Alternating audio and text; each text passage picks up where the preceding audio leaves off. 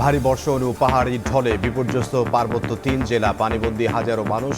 সাজেকে আটকা ৪ শতাধিক পর্যটক। চট্টগ্রামে পাহাড় ধসে শিশুর মৃত্যু, প্রাণ রক্ষায় মাইকিং। ঘরে ঘরে পানি, এখন কি করবো ভাই? ছোট বাচ্চা কাচ্চা ছোটদের সহ নিয়ে কোথাও আশ্রয় কেন্দ্রে যাইতে পারতাম। কালকে রাত থেকে আজকে আমাদের কোনো শুকনো খাবারও দেওয়া হয় নাই। বাচ্চাদেরকে নিয়ে আমরা অনেক কষ্ট আছি। রাস্তা সব ভাঙা, স্ক্রুপ সিঁড়ি চাকা ভাঙে যায়। একদিকে যেতে চাইছে গাড়ি, কোনো দিকে যাওয়া যাচ্ছে না জলবদ্ধতার কারণে। ফের তলিয়ে গেছে চট্টগ্রাম নগরী। কক্সবাজারের নিচু এলাকাও প্লাবিত। পানি নেমে না যাওয়া পর্যন্ত বন্ধ ট্রেন। ৪ বিভাগে আকস্মিক বন্যার পূর্বাভাস। যতক্ষণ পর্যন্ত পরিবেশের উন্নতি না হবে এবং পানিটা নেমে না যাবে ততক্ষণ পর্যন্ত আমরা বন্ধ রাখবো। আগামী ৩ দিন পর্যন্ত দেশের দক্ষিণ পূর্বাঞ্চলীয় চট্টগ্রাম বিভাগ, উত্তর পূর্বাঞ্চলীয় সিলেট বিভাগ, উত্তরাঞ্চলীয় রংপুর বিভাগের কিছু স্থানে এবং সংলগ্ন উজানে ভারতের অঞ্চলে ভারী থেকে অতি ভারী বর্ষণ অব্যাহত থাকার সম্ভাবনা রয়েছে।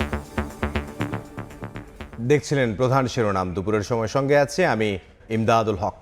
এবার অন্যান্য শীর্ষ সংবাদ।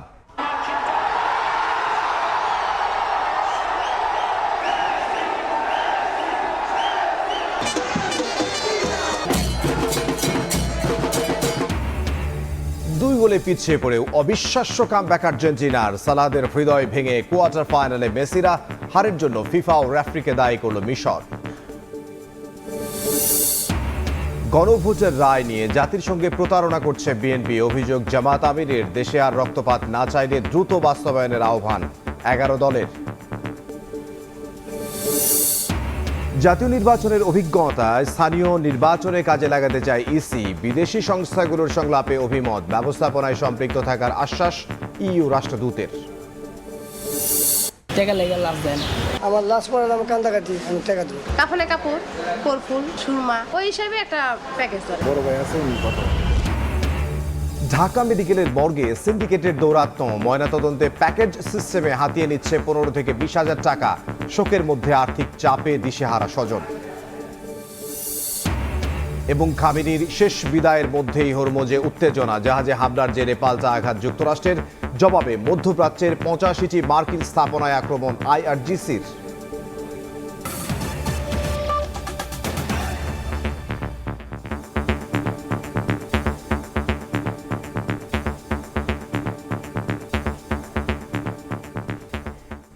শুরুতেই বৈরী আবহাওয়ার খবর। ভারী বর্ষণ ও পাহাড়ি ঢলে বিপর্যস্ত 3 পার্বত্য জেলা, পানিবন্দী হাজারো মানুষ। পরিবার নিয়ে আশ্রয় কেন্দ্রে ঠাঁই নিয়েছেন কয়েকশো পরিবার। সড়কের বেশ কয়েকটি জায়গা তলিয়ে যাওয়ায় সাজেকে আটকা 4 শতাধিক পর্যটক। কক্সবাজারে ভারী বৃষ্টিপাতে পাহাড় ধসের শঙ্কায় চলছে মাইকিং। 4 সমুদ্র বন্দরে চলছে 3 নম্বর সতর্ক সংকেত।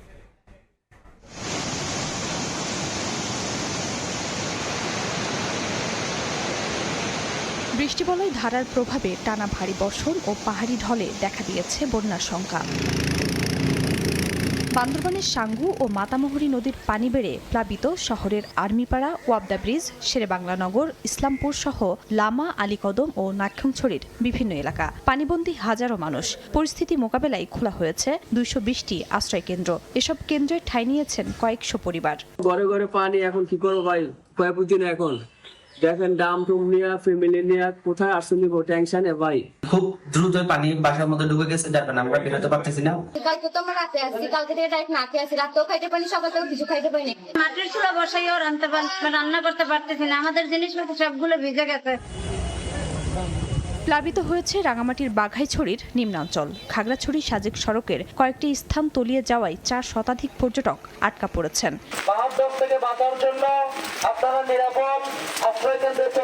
কক্সবাজারে ভারী বৃষ্টিপাতে পাহাড় ধসের শঙ্কায় ঝুঁকিপূর্ণ এলাকায় চলছে মাইকিং। সতর্কবার্তা প্রচারের পাশাপাশি খোলা হয়েছে আশ্রয় কেন্দ্র। বৃষ্টি ও জোয়ারে চকরিয়া, কুতুবদিয়া, মহেশখালী, টেকনাফ ও সেন্ট মার্টিনের নিম্নাঞ্চল প্লাবিত। 4 সমুদ্র বন্দরকে 3 নম্বর সতর্ক সংকেত দেখানো হয়েছে। এদিকে ঝালুকাঠির সুগন্ধা, বিষখালী, ধানসিঁড়ি, বাসন্ডা সহ 11টি নদ নদীর পানি স্বাভাবিকের চেয়ে 3 ফুট বৃদ্ধি পেয়েছে। গাইবান্ধায় ব্রহ্মপুত্র, ঘাগর, তিস্তা ও করতোয়া নদ নদীর প্রায় 25টি পয়েন্টে দেখা দিয়েছে তীব্র ভাঙন। খাদিজা স্বপ্না, সময় সংবাদ। এদিকে টানা বৃষ্টিতে আবারও তলিয়ে গেছে বন্দরনগরী চট্টগ্রামের বিভিন্ন এলাকায়। এতে চরম দুর্ভোগে পড়েছেন নগরবাসী। মেয়রগলিতে পাহাড় ধসে মারা গেছে এক শিশু। বৈরী আবহাওয়ার কারণে আপাতত চট্টগ্রাম কক্সবাজার রুটে ট্রেন চলাচল বন্ধ থাকবে বলে জানিয়েছেন রেল প্রতিমন্ত্রী। বন্যা পূর্বাভাস ও সতর্কীকরণ কেন্দ্র জানিয়েছে আগামী 3 দিন হতে পারে ভারী বৃষ্টি। এতে নদ নদীর পানি বেড়ে 4 বিভাগে আকস্মিক বন্যা দেখা দিতে পারে। আস্ত একটি সড়ক ডুবে গেছে পানিতে, এর মধ্যে ঝুঁকি নিয়ে চলছে যানবাহন, কোথাও আবার হাঁটু পানি মারিয়ে চলাচল করছে কর্মজীবী মানুষ। টানা কয়েক ঘন্টার বৃষ্টিতে আবারও তলিয়ে গেছে চট্টগ্রাম নগরীর চকবাজার, কাতালগঞ্জ, আগ্রাবাদ, আনোয়ারা সহ বিভিন্ন এলাকা। জলাবদ্ধতায় তৈরি হয় চরম দুর্ভোগ। বৈরী আবহাওয়ায় চট্টগ্রাম বিশ্ববিদ্যালয়ে ক্লাস পরীক্ষা স্থগিত করেছে প্রশাসন। কক্সবাজার যাওয়ার জন্য টিকিট কেটেছিলাম, এখন চট্টগ্রাম এসেছি, কিন্তু এখন আবার আমাদের ব্যাক করতে হবে। সারা জার্নি করে আসছি, আসার পরে এখানে ট্রেন থেমে গেছে। তা আমরা কক্সবাজার যাইতাম, বাট কক্সবাজার যেতে পারি না। সার্বিকভাবে আমরা সহযোগিতা করার জন্য আমরা শুকনো খাবারের আমরা ব্যবস্থা করেছি এবং তাদেরকে যাতে আমরা যারা পাহাড়ে থাকে তাদেরকে শেল্টার হাউসে নিয়ে আসার জন্য, এবং বিশেষ করে যেসব জায়গায় ড্রেনে এই যে পাহাড়ি ঢল আসার কারণে প্রচুর পরিমাণে বালি চলে এসেছে, আমাদের পরিচ্ছন্ন কর্মীরা ক্লিন করছে বিভিন্ন জায়গায়। 12:30টার দিকে নগরীর চশমাহিলা এলাকায় মেয়র গলিতে পাহাড়ের এক অংশ ধসে পড়ে একটি বাড়ির উপর। এতে চাপা পড়ে সাইমা নামে 12 বছর বয়সী এক শিশুর মৃত্যু হয়। ঘটনার 1 ঘন্টা পর মরদেহ উদ্ধার করে ফায়ার সার্ভিস। রোডের মধ্যে তো প্রচুর পানি, বদ্রাহাটায় দড়িয়ে দিকে সব ডুবে গেছে, কাতালগঞ্জ সহকার। গাড়ি কোনো দিকে যাওয়া যাচ্ছে না জলবদ্ধতার কারণে, চারিদিকে মানে পেট পর্যন্ত পানি। রেল লাইনের বিভিন্ন জায়গা পানিতে তলিয়ে থাকায় চট্টগ্রাম কক্সবাজার রুটে সব ট্রেন চলাচল আপাতত বন্ধ রাখার সিদ্ধান্ত নেওয়া হয়েছে। সকালে বিশেষ ট্রেনে নগরীর 16 শহর জানালিহাট সেকশনের প্লাবিত অংশ পরিদর্শন করেন রেল প্রতিমন্ত্রী। যেহেতু মাঝখানে বৃষ্টিপাত বন্ধ ছিল, সেই কারণে আমরা সিদ্ধান্ত নিয়েছিলাম, কারণ সবারই ইচ্ছা থাকে শুক্র শনিবারকে সামনে রেখে বেড়াতে যাবে। আমরা ওইটা চাচ্ছিলাম যে তাদের সেই দৃশ্যটাকে সফল করতে, কিন্তু আবার বৃষ্টিপাতের কারণে আমাদেরকে মূল লক্ষ্য হচ্ছে বড় কোনো দুর্ঘটনার হাত থেকে আমাদের যাত্রীদেরকে এবং রেলকে রক্ষা করা। সেই কারণে আমাদেরকে সেই সিদ্ধান্ত নিতে হয়েছে। এদিকে বন্যা পূর্বাভাস ও সতর্কীকরণ কেন্দ্র জানিয়েছে আগামী 3 দিন হতে পারে ভারী বৃষ্টি। এতে নদ নদীর পানি বেড়ে 4 বিভাগে আকস্মিক বন্যা দেখা দিতে পারে। আগামী 3 দিন পর্যন্ত ভারী থেকে অতি ভারী বর্ষণের সম্ভাবনা রয়েছে। তো এটি মূলত আমরা দেখতে পাচ্ছি যে মৌসুমী নিম্নচাপ জনিত কারণে এবং মৌসুমী বায়ু দেশের দক্ষিণ পূর্বাঞ্চলে সক্রিয় থাকার কারণে এই ভারী থেকে অতি ভারী বর্ষণ পরিলক্ষিত হচ্ছে এবং এই বিষয়ে বাংলাদেশ আবহাওয়া অধিদপ্তর নিয়মিত তথ্যাদি প্রচার করছেন। আবহাওয়া অধিদপ্তর বলছে আজ সকাল 9টা পর্যন্ত গত 24 ঘন্টায় চট্টগ্রামে 284 মিলিমিটার বৃষ্টিপাত রেকর্ড হয়েছে। চট্টগ্রাম 10 আসনের সংসদ সদস্য সাইদ আল নোমান নগরীর উত্তর আগ্রাবাদের পানওয়ালা পাড়া এলাকায় পানিবন্দী মানুষের মাঝে খাবার বিতরণ করেন। সময় সংবাদ, চট্টগ্রাম। বৈরী আবহাওয়ার খবর জানবো। এই মুহূর্তে বান্দরবানে আছেন সহকর্মী এনে জাকির, চট্টগ্রামে শফিকুল আলম ও পার্থপ্রতিম বিশ্বাস এবং কক্সবাজারে আছেন সুজাউদ্দিন রুবেল। সরাসরি প্রথমেই যাচ্ছি জাকিরের কাছে। জাকির, কখনো হালকা, কখনো মাঝারি, কখনো ভারী, থেমে থেমেই চলছে বৃষ্টিপাত। আর প্রবল বৃষ্টিপাতের কারণে সাঙ্গু ও মাতামুহুরী নদীর পানি বিপদসীমার উপর দিয়ে প্রবাহিত হচ্ছে। আর এর ফলে প্লাবিত হয়েছে বান্দরবান জেলার বিভিন্ন এলাকার নিম্নাঞ্চল, পানিবন্ধ হয়ে পড়েছে কয়েক হাজারেরও বেশি মানুষ এবং অনেকেই ইতিমধ্যে আশ্রয় কেন্দ্রে এসে আশ্রয় নিয়েছে। তবে এর কারণে, অতিবৃষ্টিপাতের কারণে যে বিষয়টি লক্ষণীয়, বিভিন্ন জায়গায় পাহাড় ধসের ঘটনা ঘটছে, সড়কে পাহাড়ের মাটি ধসে পড়ছে এবং কোথাও কোথাও বিদ্যুতের খুঁটির উপর গাছপালা ভেঙে পড়ে জনজীবন ব্যাহত হচ্ছে। এক কথায় বলা চলে কর্মজীবী মানুষ সবচেয়ে বেশি ভোগান্তিতে রয়েছে। আমরা সকাল থেকে বিভিন্ন জায়গায় ঘুরে দেখেছি যে বিভিন্ন আশ্রয় কেন্দ্রে যে মানুষগুলি উঠেছে তারা তাদের যে ঘর বাড়ি রয়েছে সেখানে অনেক জিনিসপত্র ছাড়াই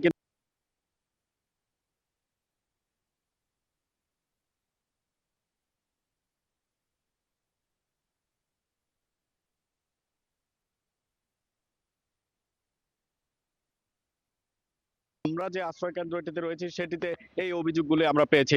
গতকাল রাতে বান্দরবান শহরের কালাঘাটা এলাকায় একটি পাহাড় ধসের ঘটনা ঘটেছে। সেখানে পাহাড় ধসের ঘটনায় 6টি বসত বাড়ি কিন্তু একেবারে ভেঙে গেছে, তবে সেখানে কোনো হতাহতের খবর আমরা পায়নি। রাতের বেলা 9টার দিকে মূলত এই ঘটনাটি ঘটেছে বলে ফায়ার সার্ভিস আমাদেরকে জানিয়েছে, এবং ফায়ার সার্ভিস জানিয়েছে যে ঝুঁকিপূর্ণ বসতিগুলি রয়েছে সেখানে তারা মাইকিং করছে নিরাপদ স্থানে সরে যাওয়ার জন্য, কিন্তু তাদের যে একটাই বক্তব্য যে তারা মাইকিং করার পরেও যারা ঝুঁকিপূর্ণ অবস্থানে রয়েছে তারা কিন্তু নিজেদের ভিটেমাটি ছেড়ে যেতে নারাজ।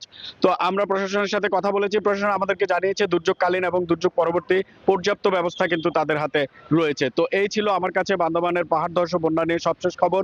এখন আমরা চট্টগ্রামের পাহাড় ধসের বিষয়ে জানতে চলে যাব চট্টগ্রামে, সেখানে রয়েছে সহকর্মী শফিকুল ইসলাম। বন্দরনগরী চট্টগ্রাম জুড়ে আসলে বিপর্যয় নেমে এসেছে, এক কথায় সেটি বলা যায়। পাহাড় ধস, জলাবদ্ধতা, বিমান চলাচল বন্ধ, ট্রেন চলাচল বন্ধ, বাস চলাচল সব কিছু মিলেই ঠিক 12টার দিকে চট্টগ্রামের এই যেই মেয়রগলিতে যে একটি পাহাড় রয়েছে সেই পাহাড়টি ধসে একটি পরিবারে একটি ঘরের উপর পড়ে। পরবর্তী সেই ঘরে 4 জন সদস্য ছিল, একজনের গায়ের উপর পড়ে এবং প্রায় 1 ঘন্টা সেই মাটি চাপা ছিল 12 বছর বয়সী এক শিশু সাইমা। পরবর্তীতে স্থানীয় তাকে উদ্ধার করার চেষ্টা করে, পরবর্তীতে ফায়ার সার্ভিসের কর্মী এসে তাকে উদ্ধার করে।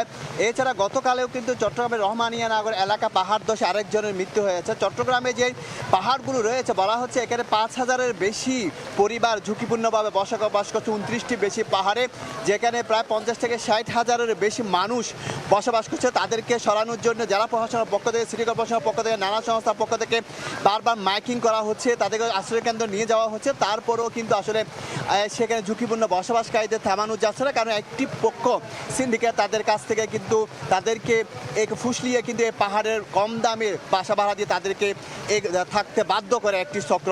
তো সেই নিয়ে কিন্তু 2007 সালে কিন্তু পাহাড় ধসে কিন্তু প্রায় 128 জনের মৃত্যু হয়েছিল। বলা হচ্ছে গত 30 বছরে অন্তত 3 থেকে 400-এর বেশি মানুষের মৃত্যু হয়েছে চট্টগ্রামে পাহাড় ধসে, এবং পাহাড় ব্যবস্থাপনা কমিটি করা হয়েছে। কিন্তু এই যে গত 50 বছরে সবচেয়ে বেশি বৃষ্টিপাত হয়েছে এই চট্টগ্রামে, যেটি 412 মিলিমিটার থেকে বেশি, যেটি গত 50 বছর হয়নি, সেক্ষেত্রে আরও পাহাড় ধসের আশঙ্কা রয়েছে। যেহেতু গতকাল থেকে এখনো পর্যন্ত অর্থাৎ গত 3 দিন ধরে আধা ঘন্টা বা 1 ঘন্টার জন্য বৃষ্টি থেমে নাই, কিন্তু গত রাতে একটু বৃষ্টি থেমে গিয়েছিল, কিন্তু পরবর্তীতে সেই বৃষ্টি আবার কিন্তু ঝরে পড়ে। তো সব কিছু মিলিয়ে বলা যায় বিপর্যস্ত অবস্থা বন্দরনগরী চট্টগ্রামে। পাহাড় ধস, জলাবদ্ধতা, সব কিছু, যানবাহন বন্ধ।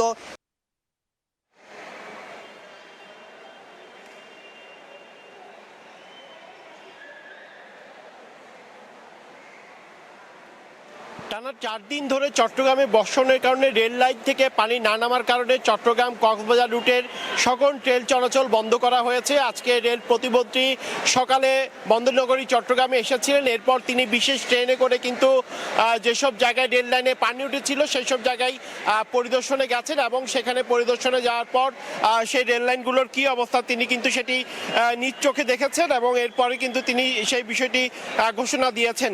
এবং আমরা দেখেছি চট্টগ্রাম সিটি কর্পোরেশন মেয়র এবং জেলা প্রশাসন, বিভাগীয় কমিশনার, রেলের যারা ঊর্ধ্বতন কর্মকর্তা, তারা সবাই কিন্তু উপস্থিত ছিলেন। এবং চট্টগ্রামের জানালিহাট ও 16 শহর স্টেশনের যে মধ্যবর্তী রেল লাইন প্রায় 2 ফুট পানির নিচে তলিয়ে যায়, এবং এই কারণে চট্টগ্রাম কক্সবাজার রেলপথে ট্রেন চলাচল কিন্তু বন্ধ করা হয়েছে। এবং যেসব যাত্রী আগে টিকিট কিনেছেন তাদের কিন্তু সেই টিকিট ফেরত দেওয়া হবে, এমনটাও কিন্তু রেল কর্তৃপক্ষ কিন্তু ঘোষণা দিয়েছে। এবং ঢাকা থেকে চলাচলকারী 2টি এবং বর্তমানে চট্টগ্রাম থেকে চলাচলকারী 2টি মোট 4 জোড়া ট্রেনের যে সময়সূচি সেটি কিন্তু ব্যাহত হচ্ছে, ফলে শত শত যাত্রী ও পর্যটক তারা কিন্তু আমরা দেখছি দুর্ভোগে পড়েছেন। এবং ঠিক প্রবাল এক্সপ্রেস একটি ট্রেন ছিল 3:10-এ, তার যাত্রা কিন্তু বাতিল হয়েছে। মোট 4টি ট্রেনের যে যাত্রা ছিল যেগুলো কক্সবাজারের উদ্দেশ্যে যায়, চট্টগ্রাম রেল স্টেশন ছেড়ে যায়, সেসব ট্রেনের যাত্রা কিন্তু বাতিল হয়েছে। এবং পানি না সরা পর্যন্ত চট্টগ্রাম থেকে কক্সবাজার রুটে ট্রেন চলাচল বন্ধ থাকবে। ঢাকা থেকে কক্সবাজারগামী যাত্রীরা চট্টগ্রাম পর্যন্ত আসতে পারবে, এরপর কক্সবাজার অংশের টিকিটের অর্থ ফেরত দেওয়া হবে, এমনটাই কিন্তু আসলে রেল প্রতিমন্ত্রী ঘোষণা দিয়েছেন। তবে আমরা দেখেছি যারা যাত্রীরা এসেছেন, যাদের কাছে ট্রেনের শিডিউল বাতিল হওয়ার বিষয়টি এসে পৌঁছায়নি, তারা কিন্তু দুর্ভোগে পড়েছেন এবং তারা ক্ষোভ প্রকাশ করছেন। আগে থেকে যদি বিষয়টি বলা হতো তাহলে তারা রেল স্টেশনে আসতেন না, এমনটি কিন্তু তারা বলছেন। তো এই ছিল আমার কাছে এখনো পর্যন্ত চট্টগ্রাম রেল স্টেশন থেকে এখানকার সর্বশেষ খবর। আমরা যাচ্ছি কক্সবাজার, সেখানে আছেন আমাদের আরেক সহকর্মী রুবেল। গতকাল বেলা 12টা থেকে আজ বেলা 12টা পর্যন্ত গত 24 ঘন্টায় কক্সবাজারে 95 মিলিমিটার বৃষ্টিপাত রেকর্ড করা হয়েছে। তবে এখনও 3 নম্বর সতর্ক সংকেত জারি রয়েছে, যার কারণে আমরা সকাল থেকে আসলে লক্ষ্য করছি বৃষ্টিপাত যেন থামছে না। একটু করে থামলে আবার পুনরায় ঝুমঝুম বৃষ্টি কিংবা ভারী বৃষ্টিপাত হচ্ছে, যার কারণে একদিকে বৃষ্টিপাত, অন্যদিকে সাগরের যে উচ্চ জোয়ার, যেহেতু 3 নম্বর সতর্ক সংকেত নিম্নচাপ রয়েছে, যার কারণে কিন্তু সাগরের যে উচ্চ জোয়ার সেটি কিন্তু এখন আবার সকাল থেকে ভাটা ছিল, এখন দুপুর বেলা বাড়ছে এবং জোয়ারের প্রবণতা শুরু হয়েছে, যার কারণে পূর্ণ জোয়ার যখন হবে তখন উপকূলে যে নিম্ন অঞ্চল প্লাবিত হয়েছিল সেটি আবারও পানিতে নিমজ্জিত হবে এবং যারা মানুষজন উপকূলের নিম্নাঞ্চলে যারা মানুষ রয়েছে তারা দুর্ভোগে পড়বে না। আমরা এই পর্যন্ত খবর পেয়েছি সেন্ট মার্টিন, টেকনাফ, চকরিয়া বিভিন্ন নিম্ন অঞ্চল প্লাবিত হয়েছে, পেকুয়া পর্যন্ত। এসব এলাকায় পানি যখন ভাটা নামবে তখনই হচ্ছে পানি সরে যাবে, সেই ধরনের কথাবার্তা বলা হচ্ছে। তবে কক্সবাজার জেলা প্রশাসন যেটি বলছে, যেহেতু ভারী বৃষ্টিপাত হচ্ছে গত কয়েকদিনে, গত 2 দিনে কিন্তু কক্সবাজারে 11 জন পাহাড় ধসে মৃত্যু হয়েছে, এর মধ্যে 8 জন রোহিঙ্গা আর বাকি 3 জন কক্সবাজার এলাকার বাসিন্দা। সেক্ষেত্রে পাহাড় ধসের উচ্চ ঝুঁকিতে থাকা সেসব এলাকায় মাইকিং থেকে শুরু করে আশ্রয়কেন্দ্র খোলা হয়েছে এবং যারা সরছে না পাহাড়ের পাদদেশ থেকে তাদেরকে সরিয়ে আনার জন্য প্রশাসনের যে ধরনের উদ্যোগ, আইন প্রয়োগ করা হোক বা অন্যান্য যে কোনোভাবে হোক, তাদেরকে সরিয়ে আশ্রয়কেন্দ্রে আনা হবে, এটাই বলা হচ্ছে এবং সন্ধ্যা পর্যন্ত তারা অপেক্ষা করবেন, এরপর তারা আইন প্রয়োগ করবেন, তেমনটাই বলছে। তো এই ছিল আমার কাছে সবশেষ। বলিয়া আবার খবর আমাদেরকে জানাছিলেন কক্সবাজার থেকে সোজাউদ্দিন রুবেল এবং এর আগে চট্টগ্রাম থেকে শফিকুল আলম এবং পার্থপ্রতিম বিশ্বাস এবং তার আগে বান্দরবান থেকে এনএ জাকির। এবার বিশ্বকাপ ফুটবলের খবর।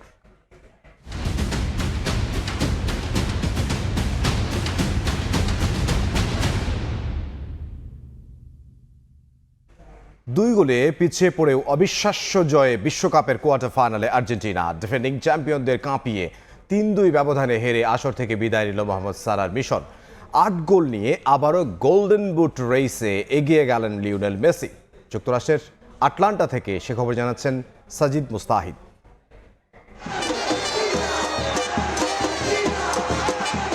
শ্বাসরুদ্ধকর, দম বন্ধ হয়ে যাওয়া অবস্থা থেকে বিজয়ের উল্লাস সম্ভব হয়েছে হয়তো আর্জেন্টিনা বলি, সম্ভব একজন লিওনেল মেসির দ্বারা। আটলান্টায় হৃদয় ভাঙার গল্পের সূচনা থেকে শেষের কাব্যে বিজয় উপাখ্যান। বিশ্ব চ্যাম্পিয়নরা দেখিয়ে দিল কিভাবে ফিরে আসতে হয়, কিভাবে পিছিয়ে থেকেও জয় নিয়ে ফিরতে হয়। অথচ ম্যাচের ৭৯ মিনিট পর্যন্ত ২-০ গোলে পিছিয়ে ছিল আলবি সেলেস্তেরা। বিদায়ের সুর যখন বিশ্বসেরা ফুটবলারের, তখনও তার জন্য লড়াই করে গেছেন সতীর্থরা। খুদে জাদুকরের ক্রস থেকে স্কোর শিটে নাম লেখান ক্রিস্টিয়ান রোমেরো। আবারও স্বপ্নবাজ আকাশে নীল ভক্তরা। এই গোলে অ্যাসিস্ট করে ম্যারাডোনাকে টপকে বিশ্বকাপে সবচেয়ে বেশি 9 অ্যাসিস্টের মালিক বনে গেলেন লিওনেল মেসি। সমতায় ফিরতে মরিয়া স্কালোনি বাহিনী। নির্ধারিত সময় শেষ হতে তখন বাকি 7 মিনিট। সবার মনে শঙ্কা, তবে কি মহাতারকার বিশ্বকাপ যাত্রা শেষ হবে এখানেই? জীবনের প্রতিটি মুহূর্তে লড়াই করা মেসি দেখিয়ে দিলেন কিভাবে ফিরে আসতে হয়। 83 মিনিটে অনবদ্য এক গোল, মন্টিয়েলের পাস থেকে জোরালো শটে মিশর গোলরক্ষকের বিশ্বস্ত হাতকে ফাঁকি দেয়। সমতায় ফেরে আর্জেন্টিনা। পুনর্জন্ম হয় লিওনেল মেসির বিশ্বকাপ স্বপ্ন। একই সঙ্গে বিশ্বকাপে টানা 8 ম্যাচে গোল করার রেকর্ড গড়লেন খুদে জাদুকর, যা এখন পর্যন্ত এবারের বিশ্বকাপে সবচেয়ে বেশি। ম্যাচটা যখন অতিরিক্ত সময় যাচ্ছিল তখন দৃশ্যপটে এনজো ফার্নান্দেজ কাউন্টার অ্যাটাক থেকে লাউতারো মার্টিনেজের অ্যাসিস্ট থেকে স্কোর করেন এই মিডফিল্ডার। 3-2 গোলে এগিয়ে যায় বর্তমান চ্যাম্পিয়নরা। অথচ শুরুর গল্পটাই ছিল মিশরের। কেপ ভার্দের বিপক্ষে যে আর্জেন্টিনাকে দেখা গেছে এদিন যেন আরো বিধ্বস্ত। ম্যাচের 15 মিনিটে ইয়াসের ইব্রাহিমের গোলে 1-0 লিড নেয় মোহাম্মদ সালাহর দল। অথচ সমতায় ফেরার মোক্ষম সুযোগটাই মিস করেন মেসি। 21 মিনিটে পাওয়া পেনাল্টি মিস করে বসেন খুদে জাদুকর। বিশ্বকাপ ইতিহাসে তিনি একমাত্র ফুটবলার এক আসরে 2 বার মিস করেছেন পেনাল্টি, আর গোটা বিশ্বকাপে 8 পেনাল্টির 4টাই মিস। এরপর সময় যত গড়িয়েছে আর্জেন্টাইনরা যেন বেরিয়ে যাচ্ছিল ম্যাচ থেকে। 67 মিনিটে মোস্তফা জিকো গোল করে 2-0 এগিয়ে নেন ইজিপ্টকে। তবে শেষের গল্পটা হয়তো ভাগ্যবিধাতা নিজ হাতে লিখেছেন, যার জন্য সারা বিশ্বের কোটি ফুটবল প্রেমীর অপেক্ষা তাকে এত আগে কেন বিদায় করবেন। শেষ 15 মিনিটে একেবারে বিদায় নেওয়া দল থেকে জয়ের হাসি হেসে কোয়ার্টার ফাইনালে আর্জেন্টিনা। তাই তো মেসিকে নিয়ে ম্যাচ শেষে এত উল্লাস। শূন্যে ছুড়ে হয়তো সতীর্থরা বলছেন, তুমি ফুটবলের মহাতারকা। একটা ম্যাচ এভাবেও যেতে যায়, যেটা করে দেখালো আর্জেন্টিনা। সবাই ধরে নিয়েছিল বিশ্বকাপ থেকে বিদায় নিতে চলেছে আলবিসেলেস্তেরা, ঠিক তখনই তারা ঘুরে দাঁড়ালো, 3 গোল দিয়ে জিতে নিল ম্যাচ। এবং এই ম্যাচ বা এই ফলাফল নিশ্চিতভাবেই পরবর্তী ম্যাচগুলোতে আরো আত্মবিশ্বাস দেবে আলবিসেলেস্তেদের। তারা বিশ্বকাপ জয়ের যে মিশনে এসেছে, নিশ্চিতভাবেই সেই স্বপ্ন পূরণ করতে চাইবে লিওনেল মেসির দল। আটলান্টা থেকে সাজিদ মুস্তাহিদ, সময় সংবাদ, যুক্তরাষ্ট্র। 2-0 ব্যবধানে পিছিয়ে থাকলেও জয়ের বিশ্বাস ছাড়েননি মেসি। সচরাচর ম্যাচ শেষে গণমাধ্যম এড়িয়ে গেলেও মিশরের বিপক্ষে রুদ্ধশ্বাস জয়ের পর সাংবাদিকদের সঙ্গে 20 মিনিট কথা বলেন আর্জেন্টাইন সুপারস্টার। বলেন এই জয়টা তাদের প্রাপ্য ছিল।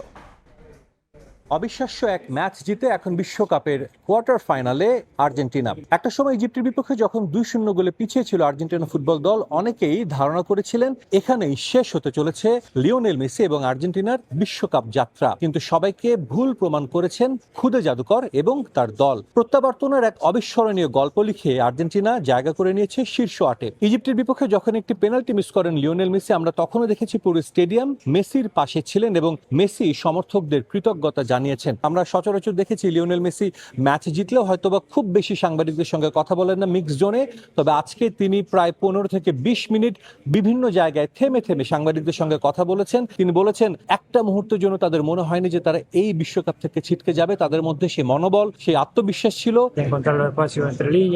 আমরা যখন 2-0 ব্যবধানে পিছিয়েছিলাম তখনও আমাদের বিশ্বাস ছিল, আমরা জানতাম এটা কঠিন, কিন্তু শেষ পর্যন্ত এটা ছিল আবেগের বহিঃপ্রকাশ। পরের পর্বে যাওয়া এবং বিশ্বকাপে টিকে থাকাটা বড় স্বস্তি, কারণ আমরা বাড়ি ফিরে যেতে চাইনি। আমাদের মনে হয়েছিল যে আমাদের টুর্নামেন্টে টিকে থাকা এবং চেষ্টা চালিয়ে যাওয়াটা প্রাপ্য ছিল, আর ঈশ্বরকে ধন্যবাদ, আমরা তা করতে পেরেছি। মেসির কাছে জানতে চাওয়া হয়েছিল এই রেকর্ডগুলো করে কেমন লাগছে তার। মেসি কিন্তু বলেছেন রেকর্ডের পেছনে তিনি ছোটেন না, তবে রেকর্ডগুলো করে তার ভালো লাগছে। আমি রেকর্ড নিয়ে খুব একটা ভাবি না, ম্যাচের ফলাফলের উপর ভিত্তি করেই এটা হয়ে গেছে। ঈশ্বরকে ধন্যবাদ, দলটা ক্রমাগত প্রতিদ্বন্দ্বিতা করে যাচ্ছে, সামনে এগিয়ে যাচ্ছে, উন্নতি করছে এবং যেভাবে জয়টি এসেছে তা নিয়ে খুবই আনন্দিত। এখন পর্যন্ত গ্রুপ পর্ব খুব সহজেই পার হলেও এই নকআউট ফেজে যে দুটো ম্যাচ খেলেছে দুই আফ্রিকান প্রতিপক্ষ, দুই প্রতিপক্ষের বিপক্ষেই তাদের কঠিন পরীক্ষার সম্মুখীন হতে হয়েছে। তবে এই ম্যাচগুলো তারা যেভাবে জিতেছে তাতে করে তাদের আত্মবিশ্বাস কিন্তু আরো বাড়ছে। লিওনেল মেসি এটাও বলেছেন তারা স্বপ্ন দেখছেন এখান থেকে আরো আত্মবিশ্বাস নিয়ে এগিয়ে যাওয়ার এবং শেষ পর্যন্ত বিশ্বকাপের ফাইনাল জিতে আরো একটা ট্রফি জয়ের। আটলান্টা থেকে সাজিদ মুস্তাহিদ, সময় সংবাদ, যুক্তরাষ্ট্র। ম্যাচের 78 মিনিট পর্যন্ত পিছিয়ে থেকেও জয় নিয়ে ফিরবে আর্জেন্টিনা, তা কল্পনাও করতে পারেননি সমর্থকরা। তাই তো বিশেষ এই জয়ে আটলান্টায় নেচে গেয়ে উদযাপন করেন তারা। তবে রেফারির কিছু সিদ্ধান্ত নিয়ে আক্ষেপ রয়েছে কারো কারো। যুক্তরাষ্ট্র থেকে সে খবরই জানাচ্ছেন সহকর্মী এস এম ইকবাল। 2-0 ব্যবধানে পিছিয়ে পড়ার পর ক্রিস্টিয়ান রোমেরো একটি গোল পরিশোধ করার পর আবারও 83 মিনিটে দলের ত্রাতা হয়ে এসেছিলেন লিওনেল মেসি। ম্যাচটা যখন একেবারে আর্জেন্টিনার গ্রিপ থেকে ফসকে গিয়েছিল, তিনি কিন্তু সমতাসূচক গোলটি করেন এবং পরবর্তীতে এনজো ফার্নান্দেজের গোলে আর্জেন্টিনা এই ম্যাচটা জিতে নেয়। আর্জেন্টিনা এই ম্যাচটা ঠিকই জিতেছে, কিন্তু লাস্ট 3টা ম্যাচের হিসেব যদি কষা হয়, এই 3টা ম্যাচে আর্জেন্টিনা কিন্তু ক্লিন শিট রাখতে পারে নাই। অর্থাৎ আর্জেন্টিনার রক্ষণ নিয়ে যে দুশ্চিন্তা আছে সেটা কিন্তু আবারও স্পষ্ট হয়ে উঠেছে। মিশরের বিপক্ষে কোন রকমে হারতে হারতে জিতে গেছে। এভাবে সামনের দিনে যে পার পাওয়া যাবে না, বিশ্বকাপ যতই ছোট হয়ে আসছে প্রতিপক্ষ কিন্তু আরো শক্তিশালী হয়ে ফিরছে। আর্জেন্টাইন ফুটবল সমর্থকদের উন্মাদনা বা উদযাপন যেন থামছেই না। ম্যাচ শেষ হয়ে গেছে, প্রায় ঘন্টা খানেক পেরিয়েছে, এখনো আমার পেছনে দেখতে পাচ্ছেন তারা নেচে গেয়ে ইজিপ্টের বিপক্ষে এই জয়টা উদযাপন করেছে। ঠিক একই চিত্র আমরা দেখেছি যখন ম্যাচটা শেষ হয়েছে ফুটবল পিচে। লিওনেল মেসিরা যেভাবে সেলিব্রেশন করেছে তাতে মনে হয়েছে আরো একটা বিশ্বকাপ আর্জেন্টিনা জয় করেছে। 2-0 গোলে পিছিয়ে পড়ার পর আর্জেন্টিনা যেভাবে কামব্যাক করেছে তাতে এমন উদযাপন যে ফুটবলাররা এবং ভক্তরা করবেন এটা ভাবাই যায় বা এই প্রত্যাশা করাই যায়। Messi is the best player in the world. Mohamed Salah has to go back to England because he is dead. He's dead. He's gone to bed. Egypt should have won. It was rigged, and the ref wanted Argentina to win. Messi has to win. Argentina has to win the World Cup. You know, a lot of corruption. The referee canceled the goal to Egypt. Vamos, Messi, carajo! Amazing, historic. I was crying. It was really it was really nice. Thank you. After the 75th minute or so, they got going, but once they get going, man, you can't stop Argentina. 67 minute পর্যন্ত 2-0 গোলে পিছিয়ে থাকা match শেষ পর্যন্ত Argentina জিতে নিয়েছে 3-2 ব্যবধানে। কিন্তু ইজিপ্ট চোখে আঙ্গুল দিয়ে দেখিয়ে দিয়েছে বিশ্বকাপ ধরে রাখতে হলে তাদের কি করতে হবে। আটালান্টা স্টেডিয়াম থেকে এসএম ইকবাল, সময় সংবাদ, যুক্তরাষ্ট্র। ম্যাচ হারার পর ফিফার বিরুদ্ধে গুরুতর অভিযোগ তুলেছেন মিশরের কোচ হোসাম হাসান। আর্জেন্টিনা দলকে ফিফা বাড়তি সুবিধা দিচ্ছে এবং সব কিছু সাজানো বলে দাবি করেছেন তিনি। রেফারির বিতর্কিত সিদ্ধান্তে মিশরের পেনাল্টি বঞ্চিত হওয়া এবং VAR নিয়েও ম্যাচ শেষে সংবাদ সম্মেলনে ক্ষোভ ঝাড়েন মিশর কোচ। আটলান্টা থেকে সাজিদ মুস্তাহিদ জানাচ্ছেন বিস্তারিত। বিশ্বকাপে আর্জেন্টিনা দলের ম্যাচ মানেই যেন বিতর্ক। গেল কাতার বিশ্বকাপেও ঠিক একই ঘটনা হয়েছিল। একমাত্র দল হিসেবে আর্জেন্টিনা কাতারে পেয়েছিল 5-5টি পেনাল্টি, যার কারণে অনেকেই আর্জেন্টিনা সে বিশ্বকাপ জয় নিয়ে প্রশ্ন তুলতে এতটুকু দ্বিধা বোধ করেন না। যুক্তরাষ্ট্র বিশ্বকাপ হচ্ছে, এই বিশ্বকাপেও কিন্তু আর্জেন্টিনা প্রতিটি ম্যাচে রেফারি এবং VAR থেকে সুবিধা পাচ্ছে এমন দাবি করে আসছেন অনেকেই। এবার ইজিপ্টের বিপক্ষে ম্যাচের শেষে এমন প্রশ্ন তুলেছেন খোদ ইজিপ্টের কোচ। ম্যাচের শুরু থেকেই দুর্দান্ত ছিল দ্য ফারাও খ্যাত মিশর, কিন্তু খাদের কিনারা থেকে ঘুরে দাঁড়ায় বিশ্ব চ্যাম্পিয়ন আর্জেন্টিনা। রোমেরো এবং লিওনেল মেসির ব্যাক টু ব্যাক গোলে সমতায় ফেরে আলবিসেলেস্তে, আর ম্যাচের একেবারে শেষ মুহূর্তে এনজো ফার্নান্দেজের হেডারে জয় নিশ্চিত করে আর্জেন্টিনা। তবে ম্যাচের আসল নাটকীয়তা জমে ওঠে শেষের ঠিক আগ মুহূর্তে। আর্জেন্টিনা ডি বক্সে ফরওয়ার্ড হুলিয়ান আলভারেজের চ্যালেঞ্জে মাটিতে পড়ে যান মিশর অধিনায়ক মোহাম্মদ সালাহ। পেনাল্টির জোরালো দাবি তুললেও ফরাসি রেফারি ফ্রাসোয়া লাতেক্সিয়া খেলা চালিয়ে যাওয়ার নির্দেশ দেন। এমনকি VAR রেফারিকে সাহায্য করতেও এগিয়ে আসেনি। এর ঠিক আগেই মিশরের আরেকটি গোল বাতিল করে দেয়া হয় VAR এর মাধ্যমে। ম্যাচ শেষের বাঁশি বাজতেই ক্ষোভে ফেটে পড়ে মিশরের ডাগ আউট। আর সংবাদ সম্মেলনে ফিফা ও রেফারির আর্জেন্টিনা দলকে বাড়তি সুবিধা দেওয়ার অভিযোগ তুলে ক্ষোভ ঝাড়েন মিশরের হেড কোচ হোসাম হাসান। পুরো ম্যাচটা পরিষ্কারভাবে সাজানো ছিল, সবকিছুর পেছনে কাজ করেছে টাকা আর বাণিজ্যিক স্বার্থ। যদি আর্জেন্টিনাকেই জেতানোর এত ইচ্ছা থাকে, তবে আমাদের বাকিদের এই টুর্নামেন্টে ডেকে আনার কি দরকার ছিল? আর্জেন্টিনা দল গেল বিশ্বকাপ জিতলেও সেই শিরোপা ছিল না বিতর্কমুক্ত। এবারও শিরোপার দিকে যত এগিয়ে যাচ্ছে মেসির দল, ততই বাড়ছে বিতর্ক, হচ্ছে সমালোচনা। সাজিদ মুস্তাহিদ, সময় সংবাদ, আটলান্টা, যুক্তরাষ্ট্র। বিশ্বকাপের আরও খবর থাকছে সংবাদের শেষাংশে। এবার অন্যান্য প্রসঙ্গ। গণভোটের রায় নিয়ে সরকার জাতির সঙ্গে অন্তহীন প্রতারণা করছে বলে অভিযোগ করেছেন জামায়াত আমির ডক্টর শফিকুর রহমান। রাজধানীতে 11 দলীয় জোটের সেমিনারে এই অভিযোগ করেন তিনি। এ সময় দেশে নতুন করে রক্তপাত এড়াতে গণভোটের রায় দ্রুত বাস্তবায়নের আহ্বান জানান অন্যান্য নেতারা। গণভোটের রায় বাস্তবায়ন ও গণহত্যার বিচার কার্যকর করার দাবিতে রাজধানীর কাকরাইলে 11 দলীয় ঐক্যের সেমিনার। জোটের শীর্ষ নেতাদের সঙ্গে আয়োজনে অংশ নেন জুলাই যোদ্ধা ও শহীদ পরিবারের সদস্যরা। গণভোটের রায় বাস্তবায়ন না করে দেশকে নতুন রাজনৈতিক সংকটের দিকে নিয়ে যাচ্ছে বিএনপি, এমন অভিযোগ করে বক্তারা বলেন, নতুন করে রক্তপাত এড়াতে রায় বাস্তবায়নের বিকল্প নেই। বিএনপির বা সরকারি দলের যত ছলচাতুরি, যত যুক্তি বাহানা হোক, গণভোটের গণ রায় মানার ব্যাপারে আমরা তিল মাত্র ছাড় দেব না। বিএনপি কিন্তু ইচ্ছা করে না মেনে রাজনীতিতে ইচ্ছা করে একটা সংকট তৈরি করেছে। কিভাবে জুলাই বিপ্লবের চেতনাকে বাংলাদেশ থেকে হত্যা করবে, সুপরিকল্পিতভাবে তারা সুচিন্তিতভাবে সেই ধরনের পদক্ষেপগুলো একটার পর একটা নিয়ে যাচ্ছে। অতি দ্রুত গণভোটের রায় মেনে সংবিধান সংস্কার পরিষদ বাস্তবায়ন করতে হবে। প্রধান অতিথির বক্তব্যে জামায়াত আমির অভিযোগ করেন, জুলাই সনদ নিয়ে জাতির সঙ্গে অন্তহীন প্রতারণা করছে সরকার। বলেন, যারা জনগণের জনমতের ওপর প্রশ্ন তুলছে তারা গণতন্ত্রে বিশ্বাস করে না। সংসদে দাঁড়িয়ে বলেছিলেন জুলাই চার্টার একটা অন্তহীন প্রতারণার দলিল। আর এই সংসদেই দাঁড়িয়ে তারা আবার প্রমাণ করলেন তারাই জাতির সাথে অন্তহীন প্রতারণা করেছেন। জনগণের বিবেচনাবোধের উপরে যারা প্রশ্ন তুলে বুঝতে হবে তারা গণতন্ত্রে বিশ্বাস করে না। এ সময় জনগণের অধিকার নিয়ে সরকারকে ছাড় না দেওয়ার হুঁশিয়ারি দেন জামায়াত আমির। জাতির সাথে যদি এই ধরনের তামসা এবং প্রতারণা করা হয়। শফিক মুন্সি, সময় সংবাদ, ঢাকা। জাতীয় নির্বাচনের অভিজ্ঞতা স্থানীয় সরকার নির্বাচনে কাজে লাগাতে চায় ইসি। সে অনুসারে চলছে প্রস্তুতি। রাজধানীর একটি হোটেলে বিদেশি সংস্থাগুলোর সংলাপে অংশ নিয়ে কথা জানান কমিশনার আবুল ফজল মোহাম্মদ সানাউল্লাহ। আগামীতেও বাংলাদেশের নির্বাচন ব্যবস্থায় ইইউ সম্পৃক্ত থাকবে বলে জানান রাষ্ট্রদূত। আসছে অক্টোবর থেকে শুরু হচ্ছে স্থানীয় সরকার নির্বাচন। রোডম্যাপ তৈরির কাজ এগিয়ে নিচ্ছে ইসি। বিধি সংস্কারে অংশীজনদের মতামত নেওয়াও শুরু করেছে সাংবিধানিক প্রতিষ্ঠানটি।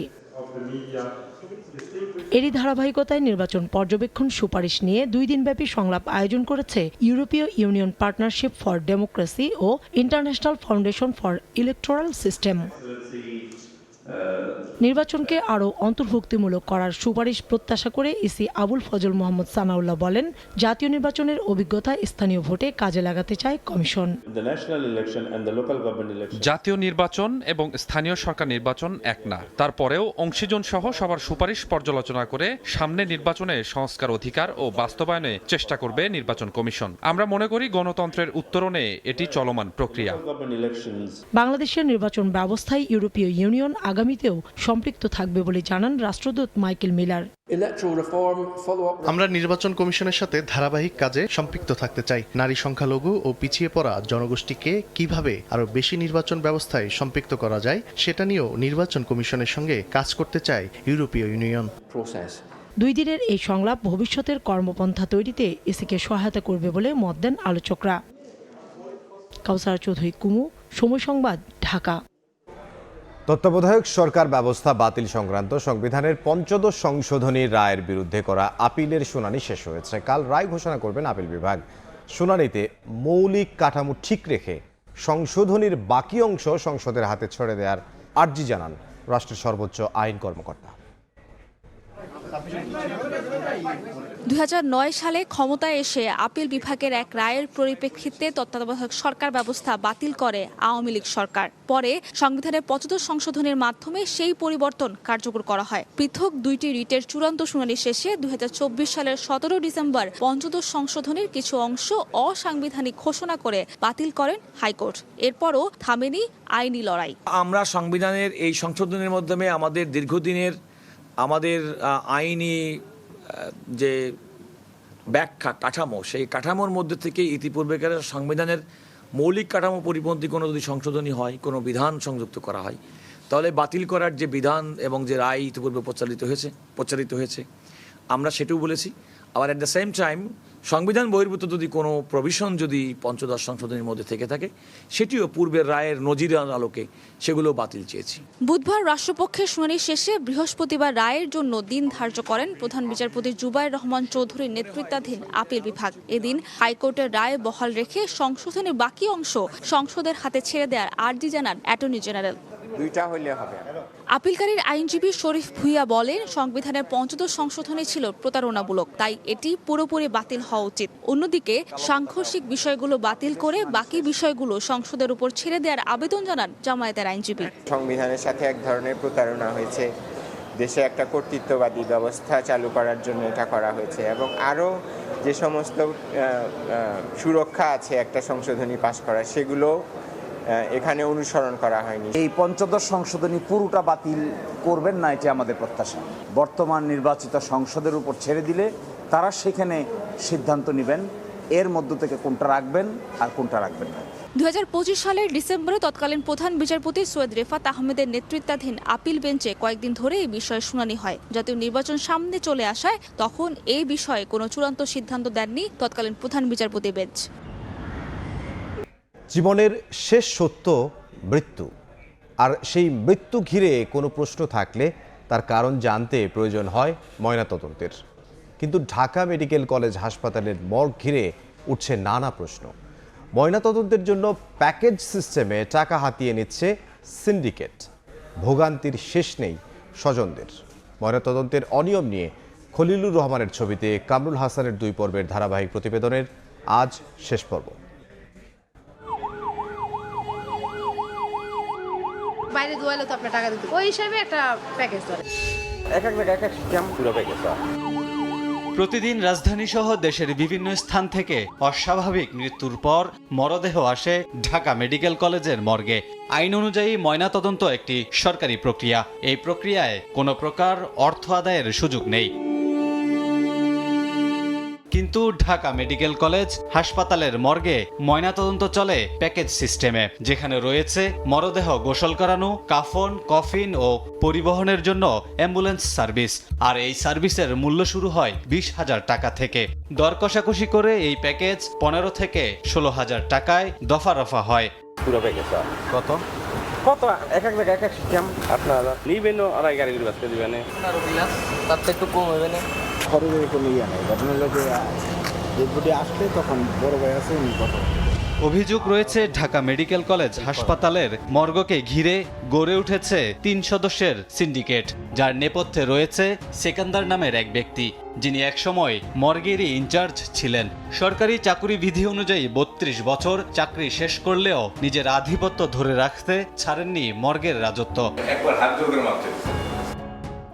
বর্তমানে ঢাকা মেডিকেল কলেজ হাসপাতালের মর্গে সরকারি নিয়োগপ্রাপ্ত হয়ে কাজ করেন সেকান্দারের আপন ভাই বাবুল ও রামু।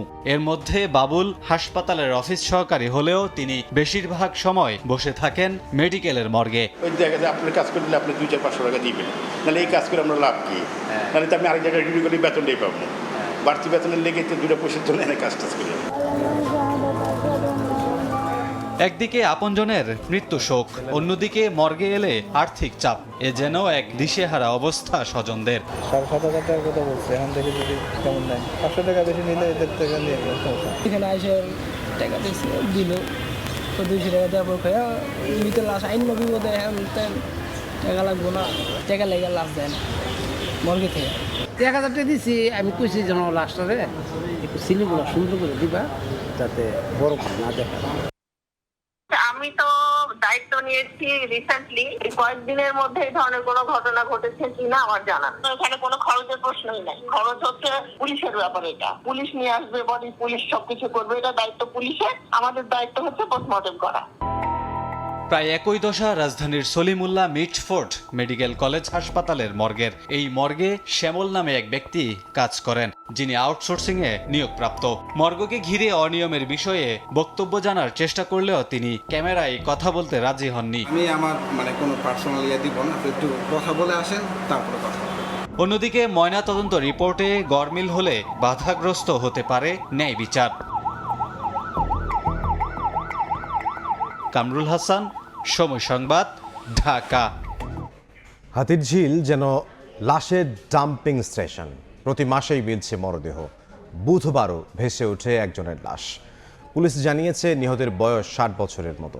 পরিচয় শনাক্তের চেষ্টা চলছে। রাজধানীর হাতিরঝিল নান্দনিকতার মাঝে আছে কালো দাগও। প্রায় প্রতি মাসেই মিলছে মরদেহ। খুন করার পর লাশ ঝিলে ফেলে যাচ্ছে অপরাধীরা। বুধবার হাতিরঝিলে ভেসে ওঠে একটি মরদেহ। ভিড় জমে যায় সাধারণ মানুষের। খবর পেয়ে মরদেহ উদ্ধার করে পুলিশ। লাশটা ছিল এমনি উবুত করে, এরকম মাথাটা নিচ দিয়া, পিঠটা খালি পিঠটার অল্প একটু দেখা যায়, আর এই মাথাটা এতটুক দেখা যায়। এরকম মৃত্যু জানি আল্লাহ কেউ না দেয়, যার মৃত্যু যেখানে দেয় সে ভালোভাবে জানি হয়। পুলিশ জানিয়েছে নিহতের বয়স আনুমানিক 60 বছর। পরিচয় শনাক্তে কাজ চলছে। মৃত্যুর কারণ জানতে ময়নাতদন্তের জন্য লাশ ঢাকা মেডিকেল হাসপাতালের মর্গে পাঠানো হয়েছে। রেইনবো ক্রসিং সংলগ্ন 1 নম্বর হচ্ছে হাতিরঝিল যে ব্রিজটা আছে, ব্রিজের নিচ থেকে। হ্যাঁ, ভাসমান অবস্থায় ছিল। বয়স আনুমানিক 65, বয়স্ক, দাড়ি পেকে গেছে, এরকম এটা অনুমান করা হচ্ছে। সবকিছু অনুমান, এখনো কিছু জানা যায়নি। চলতি বছর হাতিরঝিল থেকে অন্তত 5টি মরদেহ উদ্ধার করেছে পুলিশ। নাইম হাসান, সময় সংবাদ, ঢাকা। জাতিসংঘে বাংলাদেশের স্থায়ী প্রতিনিধি হচ্ছেন অ্যামনেস্টি ইন্টারন্যাশনালের সাবেক মহাসচিব আইরিন খান, আর উপস্থায়ী প্রতিনিধি হচ্ছেন শিক্ষাবিদ ও গবেষক AKM ওয়াহিদুজ্জামান। জাতিসংঘের বিশেষ প্রতিবেদক হিসেবে দায়িত্ব পালন করা আইরিন খান আগামী মাসে সংস্থাটিতে বাংলাদেশের স্থায়ী প্রতিনিধি হিসেবে দায়িত্ব গ্রহণ করবেন। পররাষ্ট্র সচিবের সই করা আধা সরকারি পত্র থেকে এ তথ্য জানা গেছে। জাতিসংঘ সাধারণ পরিষদের সভাপতিত্ব সংক্রান্ত দায়িত্ব এবং বাংলাদেশের নিয়মিত কূটনৈতিক কার্যক্রম আরও কার্যকরভাবে পরিচালনার লক্ষ্যেই এই পদক্ষেপ নেওয়া হয়েছে। সারা দেশে বর্জ্য ব্যবস্থাপনা আধুনিকায়নে সরকার উদ্যোগ নিয়েছে বলে জানিয়েছেন পরিবেশ, বন ও জলবায়ু পরিবর্তন মন্ত্রী আব্দুল আওয়াল মিন্টু। সচিবালয়ে বিশ্ব পরিবেশ দিবস উপলক্ষে সংবাদ সম্মেলনে এ কথা বলেন তিনি। বায়ু দূষণ নিয়ন্ত্রণে একসঙ্গে সব অবৈধ ইটভাটা বন্ধ করা সম্ভব নয় জানিয়ে বলেন, ইটের বিকল্প হিসেবে ব্লক উৎপাদনের সক্ষমতা তৈরি করা দরকার। এ সময় মন্ত্রী জানান, কাল রাজধানীর চীন মৈত্রী সম্মেলন কেন্দ্রে বিশ্ব পরিবেশ দিবস ও পরিবেশ মেলা এবং জাতীয় বৃক্ষরোপণ অভিযান ও মাসব্যাপী বৃক্ষ মেলার উদ্বোধন করবেন প্রধানমন্ত্রী তারেক রহমান। আগামী 4 বছরের মধ্যে আমরা 9 জুলাই হইতে অনুষ্ঠিতব্য এবারে জাতীয় বৃক্ষমেলা সর্বমোট 120টি স্টল থাকবে। 5 বছরে 25 কোটি বৃক্ষরোপণের মহাপরিকল্পনা ও স্মার্ট ফরেস্ট্রি। আমরা তো ভালো জায়গায় নাই, কিন্তু কত হলো যে সারা জীবনকে আমরা এই জায়গায় থাকবো, নাকি আমরা আরো ভবিষ্যতে ভালোর দিকে যাব। প্রত্যেক ইন্ডেক্সেই তো বাংলাদেশ গত 20 বছর থেকে খালি নিচে নামছে ভাই, তো একটু সময় দেন উপর দিকে উঠার। দুপুরের সময় আরও থাকছে। বিশ্বকাপের কোয়ার্টার ফাইনালের লড়াই শুরু কাল। ফ্রান্স, মরক্কো সহ উত্তাপ ছড়াচ্ছে স্পেন, বেলজিয়াম। আগ্রহের কেন্দ্রে আর্জেন্টিনা, সুইজারল্যান্ড ম্যাচ।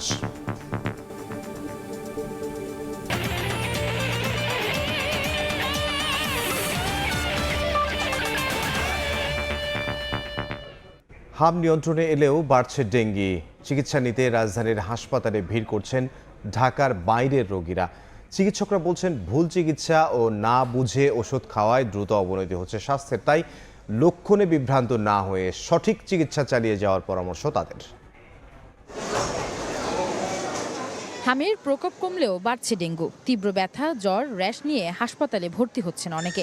জেলা উপজেলা থেকেও চিকিৎসা নিতে আসছেন রাজধানীতে। শরীরের র্যাশে প্রাথমিকভাবে ঘামাচি মনে হলেও পরীক্ষায় ধরা পড়ছে হাম। আবার একই উপসর্গ নিয়ে হাসপাতালে এলে জানতে পারছেন ডেঙ্গু হয়েছে। বলতেছে ওর অবস্থা অনেক খারাপ, সিরিয়াস। লোকা এ জায়গা হলো পান যায় না, আইসি পান যায় না, যেটা আপনারা পান অন্য জায়গায় নেবেন। আর আমরা যদি পাই তাহলে আমরা সিরিয়াল দিয়ে রাখছি। জ্বর হলে আমরা বাড়ির থেকে এই ওষুধ খাইছি, খালি জ্বর কমে না, ভর্তি করে সে জায়গার পরিবেশ ভালো না বলে আমরা সেনতে চলে এসেছিলাম। প্রথমে তো অ্যালার্জি মনে করছিলাম, তো ফার্মেসিতে যাওয়ার পরে রিপোর্ট দেখার পরে বলছিল যে এগুলো হাম। চিকিৎসকরা বলছেন, ভুল চিকিৎসা ও না বুঝে ঔষধ খাওয়ায় দ্রুত অবনতি হচ্ছে স্বাস্থ্যের। বেশি ভুগছেন একাধিকবার ডেঙ্গুতে আক্রান্ত হওয়া রোগীরা। তাই জ্বরের প্রথম 2 দিনের মধ্যে চিকিৎসকের শরণাপন্ন হওয়ার পরামর্শ তাদের। জ্বর হলেই আমরা বলবো যে যেহেতু ডেঙ্গুর সিজন শুরু হওয়ার সাথে সাথেই তারা যেন প্রথম দিন বা দ্বিতীয় দিনের মধ্যেই ডেঙ্গু অ্যানেসন এবং সিবিসিটা করে নেয়। প্রথম দিনই বা সেকেন্ড ডে কিন্তু এখন ডায়াগনোসিস করা যায়। হাম ও ডেঙ্গুর লক্ষণে বিভ্রান্ত না হয়ে সচেতন হয়ে সঠিক চিকিৎসা চালিয়ে যাওয়ার পরামর্শ সংশ্লিষ্টদের। আয়েশা সিদ্দিক, সামিয়া, সময় সংবাদ, ঢাকা। এবার বাণিজ্যের সংবাদ।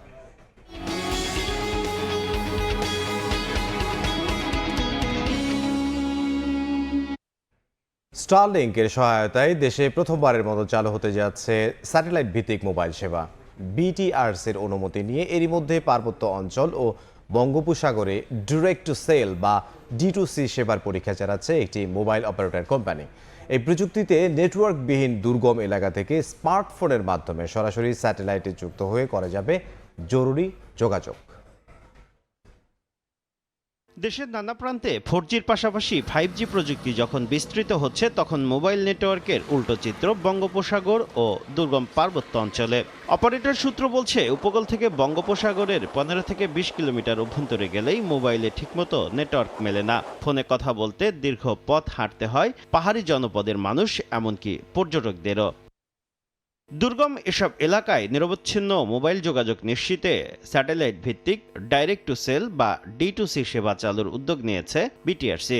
এই প্রযুক্তিতে মোবাইল টাওয়ার ছাড়াই সরাসরি স্যাটেলাইটের মাধ্যমে স্মার্টফোনে ইন্টারনেট, ভয়েস কল ও মেসেজ আদান প্রদান করা যায়। এরই মধ্যে বাংলা লিংকে স্টারলিংকের সহায়তায় D2C সেবার পরীক্ষা চালানোর অনুমতি দিয়েছে বিটিআরসি। রাষ্ট্রীয় নিরাপত্তা নিশ্চিত করা সহ 8টি শর্তে অপারেটরটিকে সাময়িক 2100 মেগাহার্টজ ব্যান্ডের তরঙ্গ বরাদ্দ দেওয়া হয়েছে। প্রুফ অফ কনসেপ্টের বা পিওসির আমরা অনুমতি পেয়েছি। টাওয়ার না থাকলেও আপনার ফোনটা স্যাটেলাইটের সঙ্গে ডাইরেক্টলি কানেক্টেড থাকবে। বাংলালিংক বলছে বর্তমানে বঙ্গোপসাগর ও দুর্গম পার্বত্য এলাকায় তাদের নির্দিষ্ট গ্রাহকের স্মার্টফোনে D2C পরীক্ষা চলছে। প্রাথমিকভাবে হোয়াটসঅ্যাপে ভয়েস কল ও SMS আদান প্রদান করা যাচ্ছে। বাণিজ্যিক কার্যক্রম শুরু হলে বিশেষ প্যাকেজের আওতায় মিলবে ডাটা সার্ভিস। নিরাপত্তার স্বার্থে গ্রাহকের লোকেশন ট্র্যাকিং এর জন্য একটি অ্যাপ বানানো হচ্ছে। 4G ফোন হলেই কিন্তু এই সেবাটা পাবেন এবং মনে করেন আপনি এই একটা প্যাকেজ কিনবেন, এই প্যাকেজে আমরা বলবো স্টারলিংকটা আপনি গ্রাহক হিসেবে আপনার এটা পেতে পারবেন। এই মুহূর্তে হচ্ছে আপনার হোয়াটসঅ্যাপ হবে, ডেটা হবে, ভয়েস হবে। রিকোয়ারমেন্টগুলি আমরা ফুলফিল করে আমরা আশা করছি এটা যত তাড়াতাড়ি সম্ভব জুলাইয়ের মধ্যে যদি আমরা কমার্শিয়াল লঞ্চ করতে পারি। বর্তমানে প্রায় 3,77,00,000 গ্রাহককে মোবাইলে সেবা দিচ্ছে বাংলালিংক। শুভ খান, সময় সংবাদ, ঢাকা। দেশের বাইরের খবর, ইরাকের পবিত্র শহর নাজাফের পর কারবালায় নেওয়া হয়েছে আয়াতুল্লাহ আলী খামেনির মরদেহ। তাকে শেষ বিদায় জানাতে লাখো মানুষ জড়ো হয়েছেন শহরটিতে। আয়োজকরা বলছেন কারবালার ইতিহাসে অন্যতম বৃহৎ শোক সমাবেশ এটি। আনুষ্ঠানিকতা শেষে খামেনির মরদেহ আবার ইরানে নেওয়া হবে। বুধবার ইরাকের পবিত্র শহর নাজাফ পরিণত হয় জনসমুদ্রে। এদিন আয়াতুল্লাহ আলী খামেনির মরদেহ নেওয়া হয় ইমাম আলী আলাইহিসসালামের মাজারে। প্রিয় নেতাকে শেষ বিদায় জানাতে আগে থেকেই সেখানে জড়ো হন লাখো মানুষ। নাজাফে আনুষ্ঠানিকতা শেষে আলী খামেনির মরদেহ কুফা সেতু, সাওরাত আল আশরিন মোড় ও আল সাদরিন স্কয়ার অতিক্রম করে কারবালায় নেওয়া হয়। সেখানে প্রথমে হজরত ইমাম হুসেন আলাইহিসসালাম এবং পরে হজরত আব্বাস আলাইহিসসালামের পবিত্র মাজারে নিয়ে যাওয়া হয় মরদেহ। পবিত্র স্থানে অনুষ্ঠিত হয় বিশেষ বিদায়ী আনুষ্ঠানিকতা। শোকযাত্রার পুরো পথ জুড়ে স্থাপন করা হয় শোকতাবু। কারবালার প্রধান সড়ক, চত্বর ও গুরুত্বপূর্ণ স্থানগুলো কালো পতাকায় ছেয়ে যায়। ধর্মীয় শোকগাথা, দোয়া ও বিদায় অনুষ্ঠানের মধ্য দিয়ে শেষ বিদায় জানান অংশগ্রহণকারীরা। বিপুল জনসমাগমে শহরের বিভিন্ন স্থানে সৃষ্টি হয় তীব্র যানজট। ইরাকের বিভিন্ন অঞ্চল ছাড়াও বিদেশ থেকে আসা অসংখ্য শোকাহত মানুষ এতে অংশ নেন। আয়োজকরা জানান কয়েক ঘন্টার জন্য নির্ধারিত অনুষ্ঠান হলেও জনসমাগমের কারণে এটি কারবালার আধুনিক ইতিহাসের অন্যতম বৃহৎ শোক সমাবেশে পরিণত হয়। কারবালার আনুষ্ঠানিকতা শেষে খামেনির মরদেহ আবার ইরানে নেওয়া হবে। বৃহস্পতিবার জন্মস্থান মাশহাদে ইমাম রেজা আলাইহিসসালামের পবিত্র মাজার প্রাঙ্গণে আয়াতুল্লাহ আলী খামেনিকে দাফন করার কথা রয়েছে। বরকতুল্লাহ, সময় সংবাদ। আবারও বিশ্বকাপের খবর। বিশ্বকাপের নকআউট পর্বের উত্তেজনা এখন তুঙ্গে। সেরা 16 লড়াই শেষে চূড়ান্ত হয়ে গেছে কোয়ার্টার ফাইনালের লাইন আপ। বাছাই হয়ে গেছে শেষ 8 দল। নির্ধারিত হয়েছে ভেন্যু আর সময়, যেখানে ফ্রান্স, মরক্কো ছাড়াও উত্তেজনা ছড়াচ্ছে 2 ইউরোপিয়ান জায়ান্ট স্পেন বেলজিয়ামের লড়াই। যদিও সবার আগ্রহের কেন্দ্রবিন্দু আর্জেন্টিনা সুইজারল্যান্ডের ম্যাচকে ঘিরে। আসছে 3 দিনে 4টি হাই ভোল্টেজ লড়াই দেখতে যাচ্ছেন ফুটবল প্রেমীরা। বিশ্বকাপের সেমিফাইনালের টিকিট পেতে কারা এগিয়ে যাবে পরের রাউন্ডে, তারই ফয়সালা হবে এই কোয়ার্টার ফাইনালে। কোয়ার্টার ফাইনালের প্রথম লড়াইয়ে মুখোমুখি হচ্ছে ফ্রান্স মরক্কো। ম্যাচটি অনুষ্ঠিত হবে ফক্সব্রোর বস্টন স্টেডিয়ামে। বাংলাদেশ সময় 10 জুলাই ভোর 2টায় শুরু হবে এই ম্যাচ। কিলিয়ান এমবাপ্পের ফ্রান্সের বিপক্ষে এবার আফ্রিকার প্রতিনিধি মরক্কো, যারা টানা দ্বিতীয়বার পা রাখলো কোয়ার্টার ফাইনালে। দ্বিতীয় ম্যাচে মুখোমুখি স্পেন এবং বেলজিয়াম। লস অ্যাঞ্জেলেসের ইংলুড স্টেডিয়ামে এই ম্যাচ শুরু হবে বাংলাদেশ সময় 11 জুলাই রাত 1টায়। ক্রিস্টিয়ানো রোনালদোর পর্তুগালকে বিদায় করে আসে স্পেনের সামনে এবার যুক্তরাষ্ট্রকে হারিয়ে আসা বিশ্বকাপের ডার্ক হর্স বেলজিয়াম। তৃতীয় ম্যাচে মুখোমুখি নরওয়ে বনাম ইংল্যান্ড। ব্রাজিলকে চমকে দিয়ে কোয়ার্টারে ওঠা আর্লিং হাল্যান্ডের নরওয়ের প্রতিপক্ষ হ্যারি কেইনের ইংল্যান্ড। ম্যাচটি হবে মায়ামির হার্ড রক স্টেডিয়ামে বাংলাদেশ সময় 12 জুলাই মধ্যরাত 3টায়। আর আসরের শেষ কোয়ার্টারে সবচেয়ে আলোচিত ম্যাচ আর্জেন্টিনার মুখোমুখি সুইজারল্যান্ড। মিশরের বিপক্ষে এক ঝাঁক বিতর্ককে সঙ্গী করে নাটকীয় প্রত্যাবর্তনে কোয়ার্টার ফাইনালে ওঠা লিওনেল মেসির আর্জেন্টিনার প্রতিপক্ষ কলম্বিয়াকে টাই ব্রেকারে হারানো সুইজারল্যান্ড। ম্যাচটি হবে কানসাস সিটি স্টেডিয়ামে বাংলাদেশ সময় 12 জুলাই সকাল 7টায়। শীর্ষ 16 লড়াই শেষে গোল্ডেন বুটের লড়াইয়ে এককভাবে এগিয়ে লিওনেল মেসি। তার গোল সংখ্যা 8টি, 7টি করে গোল আছে কিলিয়ান এমবাপে এবং আর্লিং হ্যালান্ডের। তবে গোল কন্ট্রিবিউশনে আবার সমতায় মেসি এমবাপে, দুজনেরই সংখ্যাটা 9। অ্যাসিস্টে এগিয়ে এখনো মাইকেল ওলিসে। নিয়ন মোহাইমেন, সময় সংবাদ। এ পর্যায়ে শীর্ষ সংবাদগুলো জানিয়ে দিচ্ছি আরও একবার।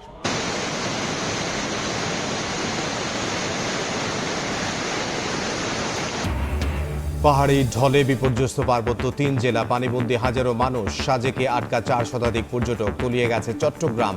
ভূমিধসে শিশুর মৃত্যু, বন্ধ ট্রেন চলাচল। গণভোটের রায় নিয়ে জাতির সঙ্গে প্রতারণা করছে বিএনপি, অভিযোগ জামাত আমিরের। দেশে আর রক্তপাত না চাইলে দ্রুত বাস্তবায়নের আহ্বান 11 দলের।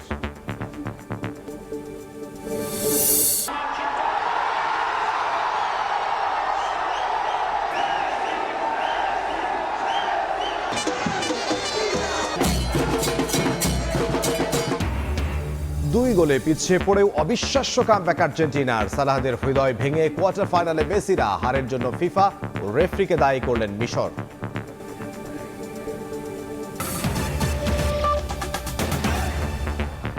এ ছিল দুপুরের সময়ে বিশ্বকাপ ফুটবলের মহাযজ্ঞ। সরাসরি সম্প্রচার করছে সময় টেলিভিশন। দেখতে চোখ রাখুন সময়ের পর্দায়। এরপর বিভাগীয় সময় নিয়ে সঙ্গে থাকবেন সহকর্মী মাহাদি ইসলাম ধ্রুব। ইমদাদ, আপনাকে ধন্যবাদ। বিভাগীয় সময় নিয়ে আসছে কিছুক্ষণ পর, সঙ্গেই থাকুন সময়।